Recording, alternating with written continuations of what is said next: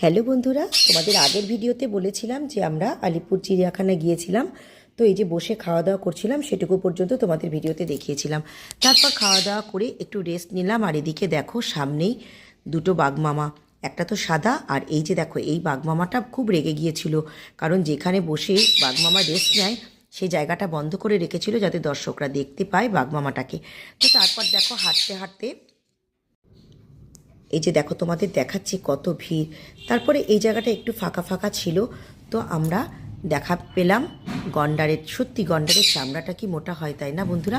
তো এখানে আরেকটা বাঘমামা দেখো পায়চারি করছিল, এও খুব রেগে গিয়েছিল কিন্তু। তারপরে আমি বাঘমামাদের দেখতে দেখতে একটু ঢং করে ভিডিও করছিলাম। হঠাৎ দেখি চোখের সামনে কুমির শুয়ে আছে, দেখো কতগুলো কুমির শুয়ে আছে। তারপর সামনেই সরীসৃপ ভবন ছিল, সেখানে নানান রকম স্নেক ছিল। তো এই যে দেখো স্নেকগুলোকে দেখাচ্ছি তোমাদের কাছের ভিতর দিয়ে যতটা সম্ভব। এই স্নেকটা দেখো কিভাবে মুখ বাড়াচ্ছে, দেখতে পাচ্ছ? এই যে জিভটা বার করছে, দেখেই ভয় লাগছে জানো তো বন্ধুরা। তো যতটা পারলাম তোমাদের দেখানোর চেষ্টা করলাম। এই যে দেখো এই স্নেকটা আবার কীরকম দেখতে, পুরো সবুজ একদম। তো যাই হোক, আমরা সরীসৃপ ভবন থেকে বেরোচ্ছি।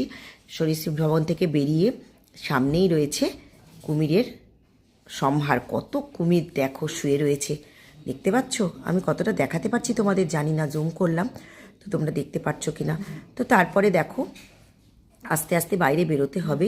এই যে এখানে একটা আর্টিফিশিয়াল আউলা ছিল, তো সেটা দেখে আমরা বাইরে বেরিয়ে আসলাম।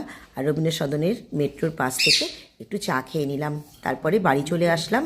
বাড়ি আসার আগে কি করলাম, আমরা এখানে চপের দোকানে একটু চপ কিনে নিলাম সন্ধ্যাবেলা খাবো বলে বাড়িতে এসে। তারপর বাড়িতে এসে সন্ধ্যাবেলা চপ আর কফি খেয়েছিলাম।